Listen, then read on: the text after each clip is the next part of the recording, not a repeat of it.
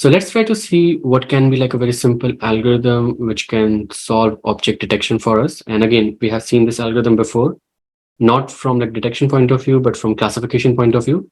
But you will see like the same algorithm can solve detection for you as well. And the approach is sliding window. We have seen this like a lot.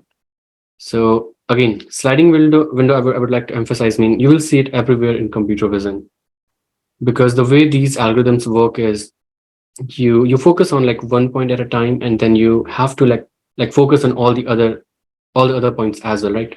And sliding window is like it's a natural algorithm which can be used. So whatever you do, you will see sliding window in a lot of places. So I can just count like whatever where we have seen sliding window so far. We have seen like in HOG filters, right? We have seen in SIF filters. We have seen in like CNN architectures. Your convolutions when you use sliding window there. Okay, so I mean, I will say like almost all the algorithms we have seen so far, you have required this sliding window approach. And today as well, you will see like how this is going to be useful for object detection. Okay, so a simple solution could be, if this is your input image and you want to detect like some object in this image, you can take a window, okay, a bounding box, and wherever you are placing that window, you can try to detect your object. And you know how to do that. You can just use filtering, or you can use like any other algorithm as well, but filtering is just one. And then you can just keep sliding that throughout your input image. Okay, so all the possible locations where you can place it. And then at whichever location gives you like the highest probability of detection, you can say, okay, this object is present in that particular location. So that's like a very, very simple crude algorithm which can be used. And of course, like there are a lot of interesting works out there which are actually using the sliding window approach, not just for person detection, but face detection as well, right? And HOG, as I said, like it is also using sliding window. And there are like a lot of other algorithms, just to mention these three, but it's a lot, I think used a lot in many other algorithms. Okay, so let's see how we can do object detection. And again, this we have seen, but not from detection point of view, from classification point of view. But if you think about this, this is actually solving detection for you. So this is your chair template. This is your original image. And you can just try to match this template at all the possible locations in your image. Okay, earlier we saw we can use that for classification, but now we know that this position is actually highly active. So we just put this bounding box over here and we say that, okay, chair is present at this particular location. And it doesn't matter how big your image is or how small your chair is. If you have like the perfect matching template, you will be able to localize that. Okay, so this is a like very naive algorithm which can be used. And of course, we have seen it will fail like in real world scenario, because template will change. There will be a lot of variations, even in the pose of chair, or there could be like color changes, lighting changes. But the intuition will not change, and the basic approach won't change. Okay, so let's try to understand how this can be done like in a more realistic setting so that the algorithm actually works, it doesn't fail. Okay, so the general approach will remain the same. You will have this input image where, let's say we are interested in person detection, and you can see like it's very crowded. So what we want to do is you want to detect all these individuals standing on the street or doing whatever they are doing. So what we do is we start with a bounding box, and we do the same thing. We scan all the possible locations. Okay. Now, while doing that, we don't use the template. Now, coming back to, we have covered like a lot of algorithms for feature extraction, right? We covered classical approaches, we covered CNN-based approaches. Now we make use of those approaches, and we'll see like how features are very, very useful. So what you do from that location, you extract feature, no template matching. Okay, for example, HOG could be like one set of features. It could be SIF features. It could be CNN-based features. It's up to you. There are a lot of options out there. Then what we do is we try to classify those features. So instead of template matching, now we are doing classification, which is much more powerful than template matching.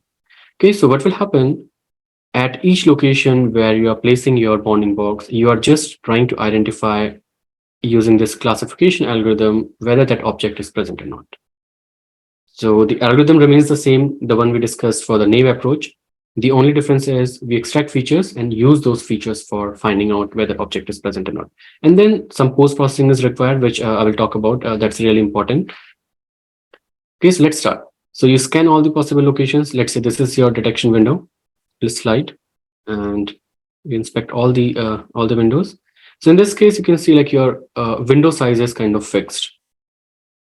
Now the issue is the person actually, which are the persons who are closer to the camera, you can see like you need a bigger bounding box. And persons like far away from the camera, you need a very small bounding box. Okay, so now you can understand like where I'm going with this. We were talking about SIF features. So what did we do there to solve this? We try at different scales. Okay, so we created like that.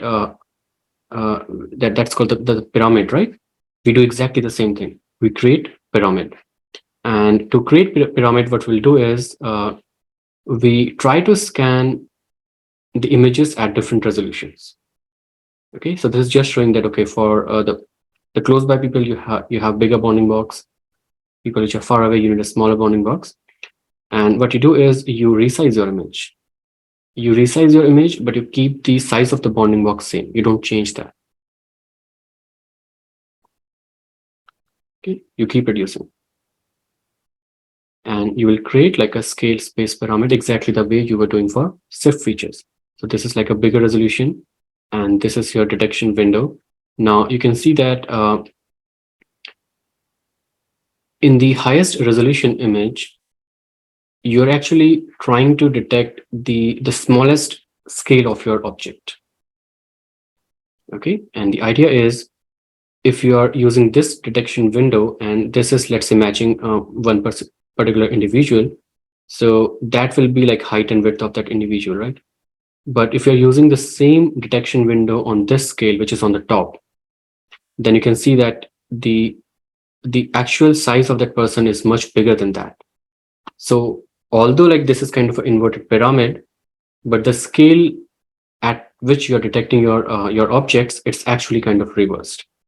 Okay, so the top one will detect like bigger scale objects, and the bottom part of the pyramid will detect like smaller scale objects. All right, so one important step while we do that is Gaussian filtering. And again, you have seen this, like why smoothing is really important. So what we do is we try to do some kind of pre-processing using Gaussian filter to smooth out the image. And I will tell you like the exact reason why we need to do that. So this is like your image at high resolution, and at each like step of the pyramid, you are reducing the resolution. Okay, you are going from, let's say, if it's 600, it will be 300, then 150, so on and so forth. Now, the question is, when you do that, then again, there are different ways to do it. How to go from this image to this image. One simple way could be, you can just pick like alternating pixels and you skip some of the pixels in between. Okay, so that will give you exactly like half resolution. For example, if the number of columns in this image is 600, then we don't pick all the pixels. We pick like alternating pixels, let's say odd pixels or even pixels. And then you will exactly get 300 pixels, and your image will be like just half resolution. And you can keep doing when you go down. Now, while you are doing that, what's happening, you're actually omitting those pixels. So you're actually clearly missing those out, right? If some important information is stored in those pixels, it will be gone. And that's why we need Gaussian pre-filtering. What will happen is if you're doing Gaussian smoothing, you know that when you place a Gaussian filter at some location, you make use of values from the neighboring pixels. That's how you smoothen your image. And if you do that, then the subsampling step where you were actually skipping some pixels, even though you're skipping, but information from that pixel was actually already captured in the pre-filtering step. Okay, so now this is like something which you will get because this is high resolution, and you're reducing the resolution after smoothing. So you can see like that's the effect of smoothing, which is fine. But if you try to look at the local level feature, what you're going to get from these image pyramids. Now, if you look at this bigger image, right? So it could be like 1 pixel is actually maybe 1 stripe here, right? Or it might be reducing. And as you reduce the resolution, it could be like 1 pixel is just representing maybe the nose of the zebra. Okay, so that's how you are actually controlling the scale. So it's going like from 512 all the way to 8. So you have like 6-7 different scales here. Okay, so the way this pyramid construction works is so these are just showing you neighboring pixels. And even though this is like just one row, but you will have a full two-dimensional space for that. Okay, so just consider like one row of your image, which will be consecutive pixels. So, and this is just showing one dimension. So you will use your Gaussian filter, which is something like this, right? You will pay more attention to the center pixel and less attention to the nearby pixels. And then that's going to give you this pixel. So it's kind of average of all these. So this is your first like one scale of your Gaussian pyramid, and this is the next level. So in this case, you can see that whatever value you were getting for this one, you just skip that. So you are just alternating between pixel values. So you are reducing the resolution. So you perform filtering, you perform subsampling, skip those pixels, and you keep doing that. Okay. Again, if you do like Gaussian filtering of this, again, you are considering all these pixel values to compute this one, but again, you skip in between. Okay, it's just making sure that if some pixels have important or salient features, they are not skipped over. And again, this is one-dimensional. You can easily generalize to two-dimensional space as well. Now, if you think about this, the total amount of memory you require to store like this Gaussian pyramid, it's not that huge. Even though if you have like a lot of layers, let's say 3-level or 4-level pyramid, it won't be a lot, because let's say if this is saving n pixels, this is just going to be n by 2 pixels.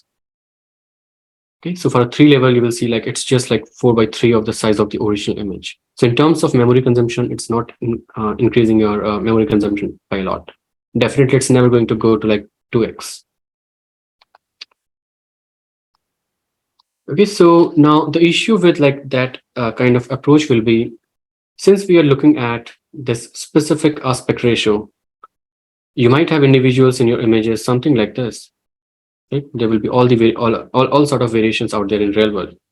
So whatever you do, but if you have this kind of window, it doesn't matter how many scales you use, you are always going to miss these kind of detections. Okay, but again, that's just one challenge. And of course, you can try to do maybe different aspect ratios, but again, that will just increase like the computational complexity.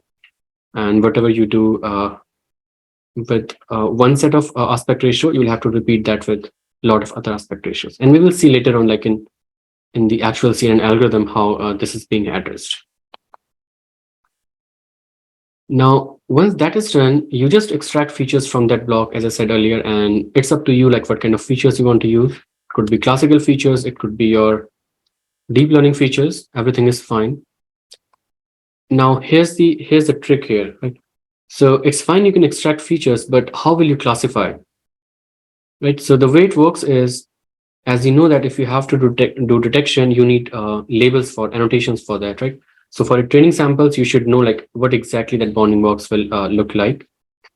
So what you do is, during training, again, you try to scan like those possible locations, and you will then have like some patches as positives and some patches as negative, because some patches will match the ground truth and some patches will not. So then what you can do is you can just collect those bounding boxes and create like a training set where you will have a positive class where person are present and negative class where person are not present.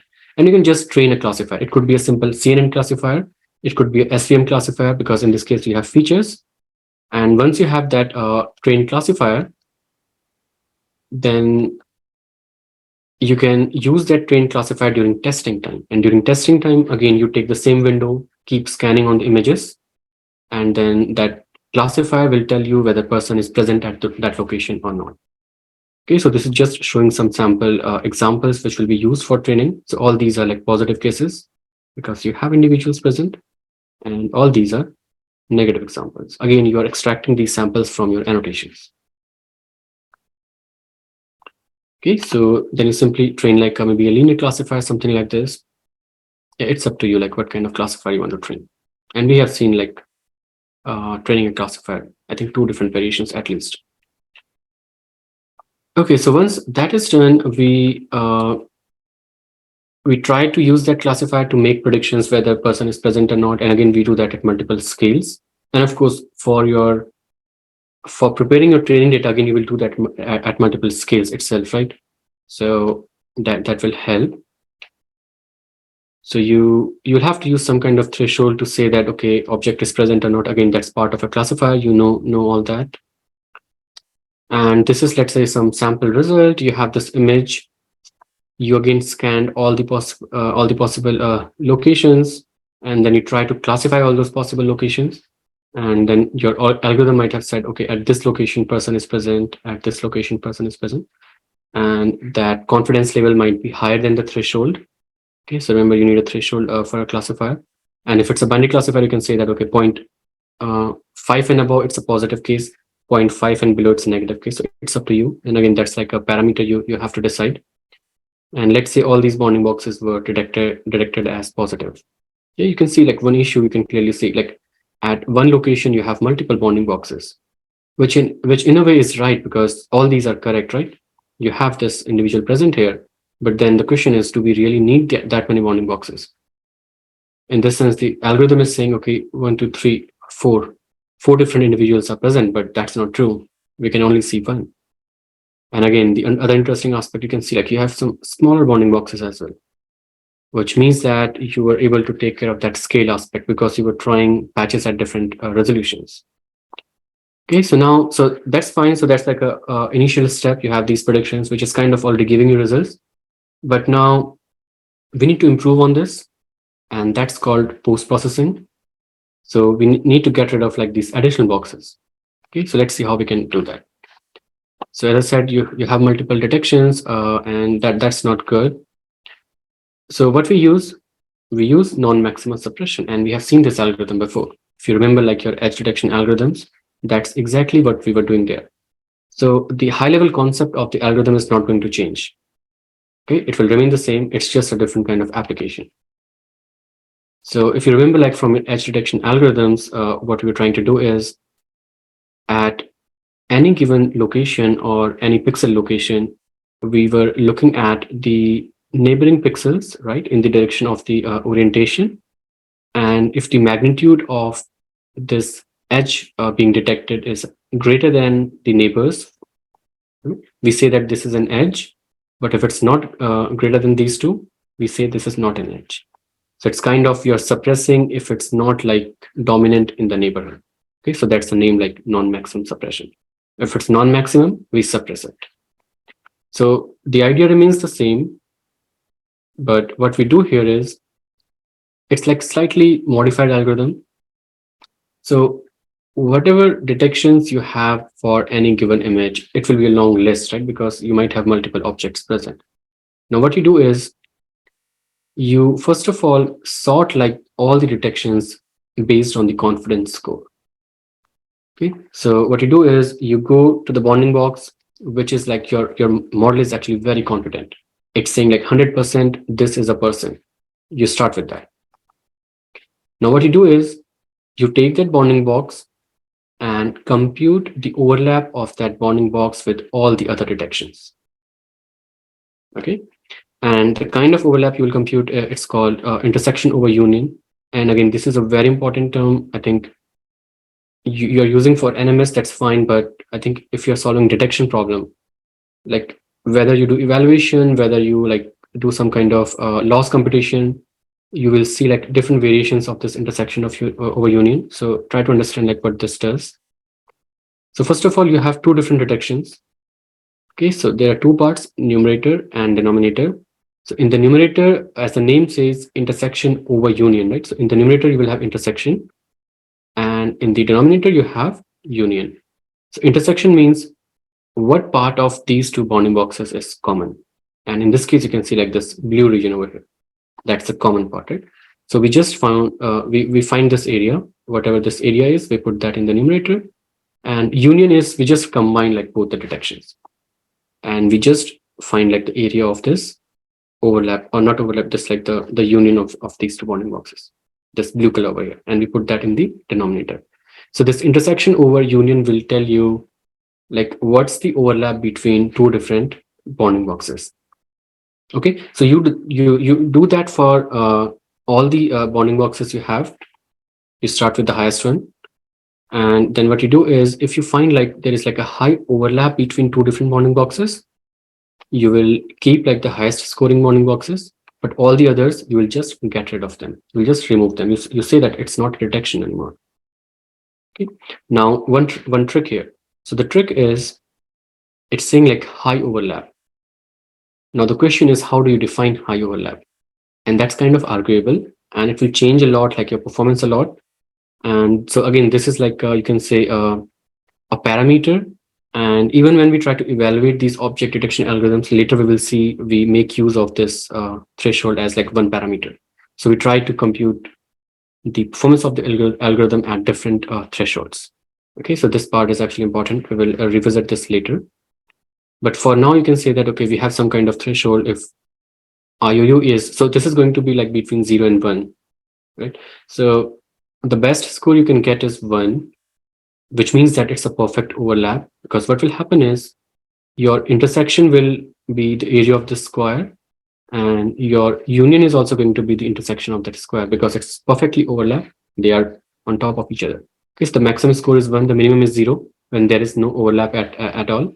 So union will be a big number, numerator will have completely 0. So then you can set a threshold, let's say 0.5, and say that, okay, if it's greater than 0.5, it's an overlap. If it's less than 0.5, you will keep both of the bounding boxes. Okay, so usually it's 0.5. Now let's try to understand with a simple example over here. Now this blue bounding box over here, let's say that was the bounding box which your model was saying with the highest probability this is a person. So we start with that, and we compute the intersection over union of this bounding box with all the other bounding boxes. And clearly, visually, you can, if you inspect this, you can see that all these bounding boxes on the right, literally there is no overlap at all. So you will still keep those. But now if you look at these bounding boxes, which are in the neighborhood, so some of these will have to go away. And again, that will depend on whether the intersection over union is greater than 0.5 or not. If it's greater than 0.5, you will just remove those. If it's not, you will keep those. And it may happen that if two individuals are standing next to each other, you might have like some kind of overlap between detections of those two bounding boxes, right? So in that case, we need this threshold. So one thing which you should understand here is this number 0.5 has nothing to do with like, although it's giving you like what's the overlap, but it doesn't mean that it's kind of 50% overlap, right? If it's 0.5, or if it's 0.75, it doesn't mean like the exact overlap is 3/4. We will come to that, like how this number varies. Okay, so let's say this is the second bounding box with the highest second highest probability, and of course, so this we keep. So we just get rid of this.